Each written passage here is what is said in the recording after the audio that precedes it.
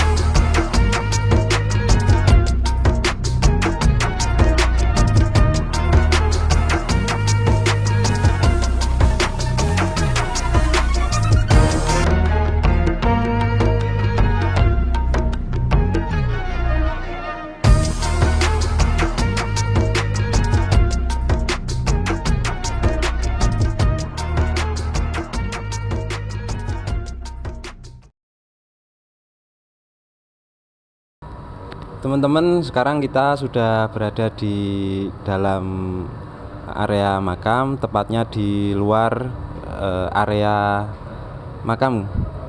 Sekarang kita bersama Mas Umam, atau bisa dipanggil Kang Umam atau Pak Umam. Kang Umam. Saya tadi sedikit dapat cerita dari Mas Asik, Kang Umam kan banser. Terus didapat amanah nggih. Dapat amanah yang menjadi napa nggih carane penjaga gawang di sini. Penjaga gawang di sini lah, ini biar teman-teman semuanya bisa mengenal lebih dekat dengan Bib Toha. Kita ya jagong lah Mas. Jagong mengke jenengan sedikit cerita mengenai sejarah Mbah Toha supaya nanti kita mendapatkan pelajaran-pelajaran dari sejarah tersebut, mendapatkan manfaat, terutama mendapatkan keberkahan. Ini biar teman-teman semuanya tahu sejarah dari Mbah Toha. Karena ini kalau ditarik simbahnya Bib Lutfi bin Yahya nggih. Jadi ini sangat penting karena peran Bib Lutfi di Indonesia pada zaman sekarang itu sangat besar sekali nggih, pengaruhnya di Indonesia. Nah ini saya serahkan kepada Kang Umam untuk ya ceritalah dari awal Bib Toha niki. Monggo. Assalamualaikum warahmatullahi wabarakatuh. Matur suwun Gus Saik dan rombongan Alumayan yang sore hari ini berziarah di makam Habib Toha yang anjitnya atau kakeknya Habib Lutfi yang keenam. Jadi dari Maulana Habib Lutfi bin Ali bin Hashim di Pekalongan, bin Umar di Indramayu, Habib Toha di Cirebon, Habib Hasan di Semarang Lamper, terus Habib Toha sini dari Habib Lutfi itu kakek keenam. Alhamdulillah di sini yang ditugaskan oleh Habib Lutfi itu teman-teman Banser Gus. Dan alhamdulillah saya di sini ditunjuk sebagai koordinator. Saya juga sudah sowan ke dalam Abah Lutfi dan dipasrai untuk ngerawat makam sini. Dari teman-teman di sini ada 5 personil di rolling jadi 24 jam. Jadi teman-teman kalau mau ziarah jam berapapun, mau jam 2, jam 3 tetap bisa 24 jam di sini. Nggih, alhamdulillah. Dan di sini nanti ke depan akan menjadi wisata religi Kota Semarang Gus, karena itu tadi rokok di depan itu sudah mulai direnovasi. Nah, jadi untuk ke depan akan menjadi wisata religi di sini. Habib Hasan Mbah Soleh Darat sama Sunan Pandanaran. Itu yang akan menjadi pusat wisata religi di Kota Semarang. Untuk sejarah beliau itu dulu kawasan sini itu wilayah beliau semua, makanya di sini itu dulu padepokan, makanya di sini dinamakan Jalan Depok. Dulu sini padepokan beliau sampai area Kauman sana padepokan beliau, makanya di sini dinamakan Jalan Depok. Dan sebelum dibuka beliau makamnya ini, warga sini dulu sini perkampungan, taunya itu makam Mbah Depok, nggak tahu kalau itu makam Habib Toha, nggak tahu kalau itu makam Awalnya belum begini nih. dereng, dulu makam biasa, ada perkampungan. Sempat umum nih. nggak umum, cuma ada beberapa saja. Itu ini kalau di dalam ini masih ada 2, Habib Toha dan istrinya Syarifah Fatimah. Syarifah Fatimah itu putrinya Habib Husain Luar Batang, Jakarta. Dulu ini sempat kampung, terus kampungnya karena dibeli oleh ini, terus kampungnya itu dipindah di Tembalang, tepatnya di Tandang, di Depok Sari, Masjid Batako itu, Gus. Oh, Tandang. Pas di Masjid Batako itu kan dari Gapura masuk. Nah, di situ Depok Sari. Habis itu pindah dari sini karena di sini namanya Depok, dipindah di sana dinamakan Kampung Depok Sari. Seperti itu dari ceritanya. Pindah ya. Sejarah di sini sebelum itu memang kurang terawat, waktu dulu itu kurang terawat. Di sini dulunya itu tempat parkir BCA nih, Gus, Bank BCA. Menurut sejarah orang sekitar sini juga sempat mau dipindahkan di Bergota makam ini. Ketika sudah digali sampai dalam, ternyata jasadnya masih utuh beliau. Ketika masih utuh nggak berani meneruskan. Ya udah, setelah itu banyak batunya saja yang dipindah di sana, tapi untuk jasad beliau masih di sini kan gitu. Setelah kemarin itu mungkin sekitar tahun 2012-2013 mulai dikembalikan lagi, situs ini mau dirumat untuk Pemkot, terus dikembalikan lagi, makanya terus dibangun. Ini 2018an mulai dibangun, bagus seperti ini. Untuk sejarah beliau pas masih hidup itu saudagar, Gus. Saudagar wis cara wong saiki wis konglomerat.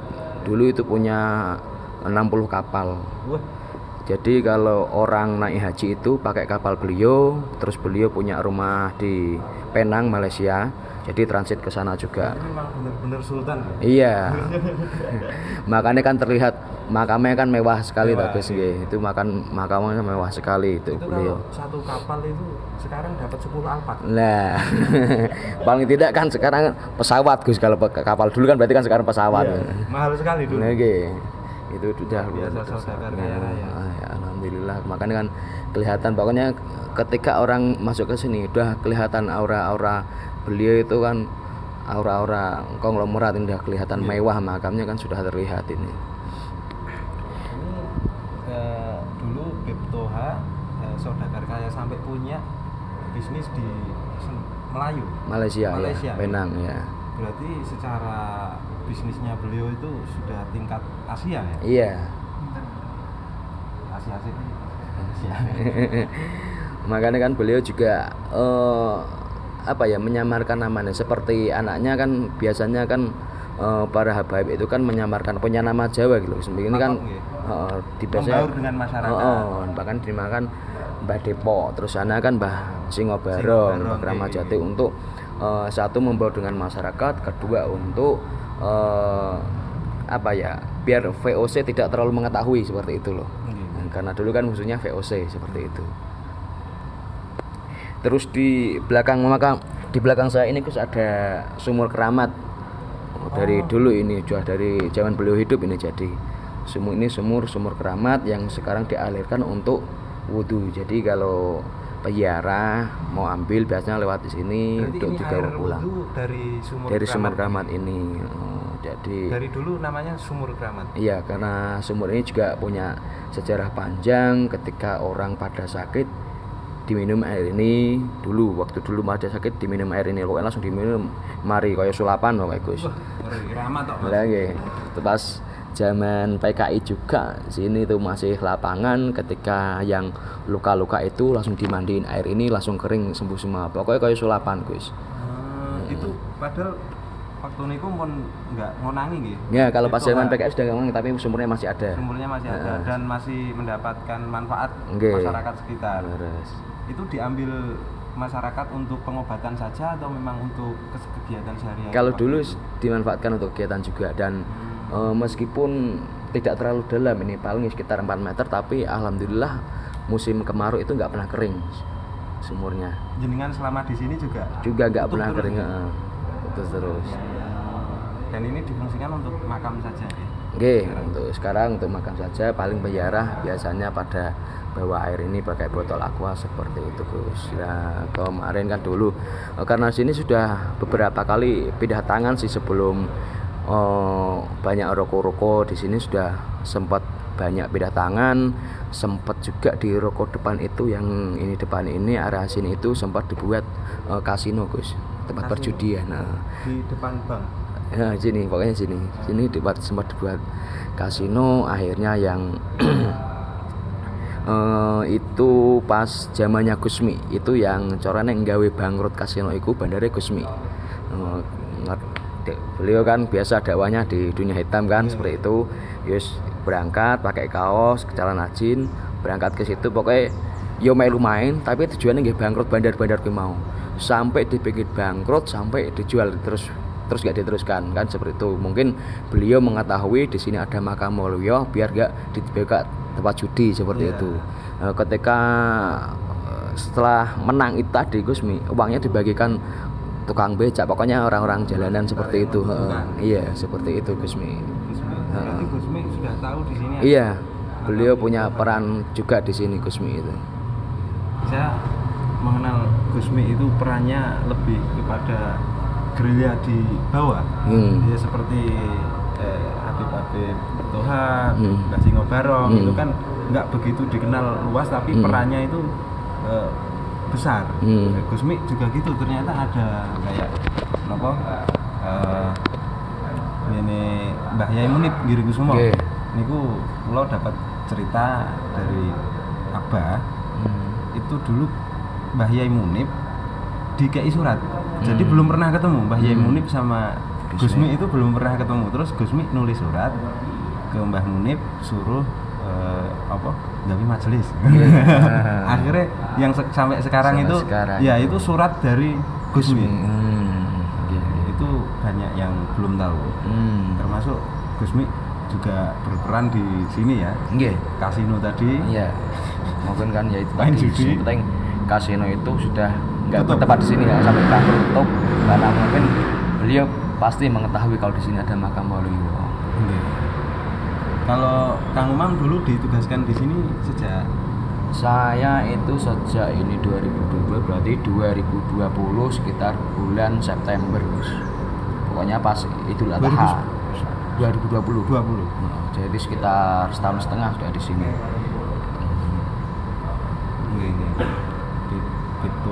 Terus ada mandat khusus nggak dari Bib Lutfi? Untuk mandat khusus itu kalau beliau nanti kan ya, kalau pas mereka sowan nggih ngeten mawon sanjang ngeten mawon. Kalau mereka menahan diri nggih titip ya kan, seperti itu. Yus arti titip berarti kan yus keseluruhan kalau saya menerima ya titip terkait kebersihan, keamanan yang karena di sini itu kan tempatnya perkotaan Gus. Ada perbankan, perhotelan, perkantoran. Kalau mungkin makam-makam di kampung itu banyak warga yang sudah merawat lah seperti itu. Kalau di sini mungkin kalau nggak ada yang dikasih tugas seperti ini kan kurang terawat juga. Karena sebelum kita di sini banyak orang yang tidur di sini, terus nyuwun sewu tidak kurang terawat karena buang sampahnya sembarangan seperti itu. Alhamdulillah setelah teman-teman di sini kan kita membersihkan secara rutin, terus yang pembersihan di dalam kita juga menjadwalnya, jadi insya Allah bersih dan peziarah semakin nyaman. Terus kalau yang datang itu orangnya macam-macam nggak?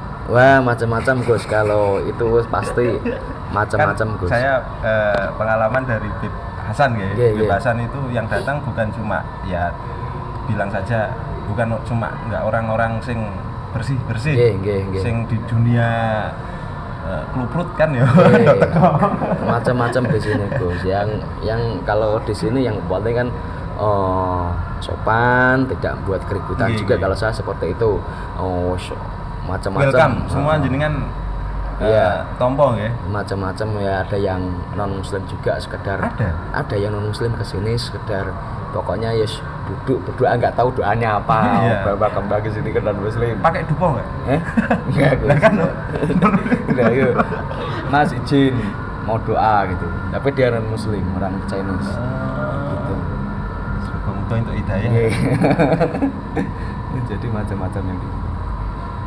Kalau nanti harapannya jenengan buat nanti teman-teman semuanya kalau ziarah ke sini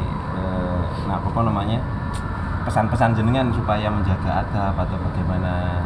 Ya mungkin salah satunya itu Gus. Terus harapan saya sih kalau dulu sih di sini kan ada selapanan Habib Thohir yang beliau sekarang sampun wafat, dimakamkan di sampingnya Habib Luhung nih. Habib Thohir dulu sebelumnya itu rutinan di sini, selapanan di sini. Sekarang di bersama sana jamaah. Kan sudah wafat Agus, meninggal, dimakamkan di sana. Sebelum wafat itu selapanan di sini terus beliau. Selapanan di sini lah. Habis itu kemarin terus ada jamaahnya sandal dari Santri Dalan sini Semarang Tengah Gus Yuda. Oh, Gus Yuda ya, saya pernah ketemu. Itu rutinan setiap minggu malam Senin kemarin. Preman. Itu jamaahnya keren pokoknya aku. Iya. Itu jamaah preman banyak. Lah kalau teman-teman bisa mengajak teman-teman yang lain mau mengadakan rutinan di sini, nggih monggo kita izinkan untuk koordinasinya sama Mas Umam nggih bisa. Alhamdulillah di sini juga sudah untuk kenyamanan berziarah dan untuk rutinan kita sudah sediakan sound system juga sudah ada, untuk dalam mungkin pendingin ruangan kipas juga sudah ada. Jadi insya Allah berziarah nyaman. Iya, saya sendiri juga merasa nyaman ini. Welcome ini baru pertama kali Mas Umam. Tadi diajak Mas Asik, terus diceritakan jenengan yang jaga, terus koordinasi. Nanti kita rencanakan karena grup Alumayan ini ya rebana, Hadroh ini Banjari. Yang kita bawakan kan Maulid. Abah tuh pesen sama saya, jadi grup Alumayan ini nek bisa ngiringi kanggo khusus Maulid saja. Maulid mawon. Termasuk nukoke sound system, iki sound system ra entuk gendang hutan. Maulid tok jare. Nggih. Nah ini Mas Umam. Sedikit cerita lagi mengenai katanya kan nanti yang depan itu mau itu gimana? Akses. Kalau itu sudah dibeli Gus, ini kemarin sudah 1 minggu ini proses pembongkaran. Insya Allah kan nanti akan dibuat parkiran dan bangunan itu nanti kemarin saya sempat tanya yang gambar. Untuk yang di atas itu ada musola dan ada ruang transit khusus untuk pas kesini ada transitnya juga. Soalnya tadi kan pas jalan masuk ke sini kan masih lewat lorong. Iya, lorong kan. Tapi unik. Nggih. Kayak masuk ke zaman dahulu itu loh. Gapura pendopo itu memang padepokan. Nggih. Semacam padepokan. Tapi rencana mau diperluas nih. Nggih, diperluas untuk parkiran karena semakin kesini kan semakin banyak bayar Gus. Dari luar kota pun sudah banyak pakai rombongan bis itu sudah banyak juga dari luar kota. Makanya dari ini kan ada yayasan di sini Gus, jadi ada pengelolaan yayasan juga untuk perluasan agar bayar semakin nyaman. Mungkin untuk sekarang kadang pas di dalam mikir wah motorku kok ning jaba ning lorong aduh kono ora patek ketok. Mungkin nanti kalau di depan sini kan lebih aman dan nyaman. Ini kan seneng bondo kan khawatir. Wah piye iki motorku iki. Seperti itu nanti ya insya Allah nanti ini sudah mulai di pembongkaran, nanti selanjutnya akan dibangun itu Gus untuk perluasan makam sini. Ini teman-teman di sing melu banyak ini Mas. Yo ora akeh banget sih. Iki Mas Asik, Mas Said, nih tanya apa sama Mas Umam? Udah diwakilkan Mas Said. Jenengan jagung santai, mumpung ngaji mumpung iki Mas Umam. Bebas. Tanya apa? Tanya apa? Piye? Tadi udah dijelaskan Mas Umam. Nek yang apa Mas rutinan belum ada ya? Yang terakhir ini Gus Yuda Gus. Minggu malam Masih Senin. Gus Yuda mawon. Gus Yuda. Kalau yang dulu Setiap kan selapan. mingguan kalau dia malahan. Malah mingguan kesini terus. Mingguan. Tiap nopo niku? Minggu malam Senin. Senin nopo? Pokoknya setiap minggu malam Oh Senin. malam Senin. Oh Setiap mingguan ya. minggu malam Senin. Cuma mungkin sudah 3 kali ini kok nggak kesini. Katanya kemarin lagi banyak acara di masjidnya seperti itu. Bahas benturan acara jadwalnya benturan terus itu Gus. Lah kok enggak ikut Gus? Aku durung ibadah loh. Nah iya nih. Rene. Iki Parul iki. Orang-orang Ansor ini Mas. Iya. Teman-teman saya. Nek berarti nek lumayan mau kesini maulid boleh ya Mas ya? Boleh, alhamdulillah kan ya. Kemarin sama Mas Asik sempat komunikasi kalau pakai rebana ganggu mboten kan seperti itu. Alhamdulillah mboten kalau di sini area juga perkantoran dan selama yang sudah punya rutinan di sini memakai rebana juga tidak mengganggu lah untuk sekitar karena juga kita pakainya kan sound indoor jadi kita menghadapnya itu sebenarnya soalnya ke dalam semua kalau kita kedengarannya ke semua kalau yang di luar tidak begitu kan seperti itu karena kita soalnya sound indoor. Indoor semua. Ya.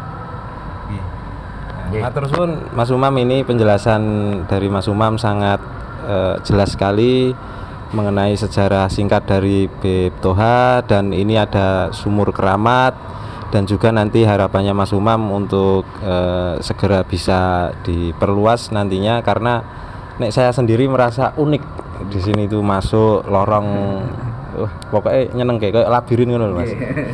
Kuwi nek sing kakean dosa kita kesasar. Ora tekan-tekan.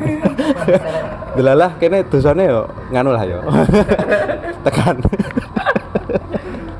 Ini matur suwun Mas Umam, semoga kita bisa silaturahmi lagi terus nanti kita habis maghrib ini kita maulid di sini terus dipersilakan sama Mas Umam bisa maulid, semoga ada manfaatnya nanti ke depan, berkah semuanya, sukses selalu untuk Mas Umam dan untuk kita semua. Terima kasih semuanya. Sekian dulu. Assalamualaikum warahmatullahi wabarakatuh. Ya Nabi salam alaika ya Rasul salam alaika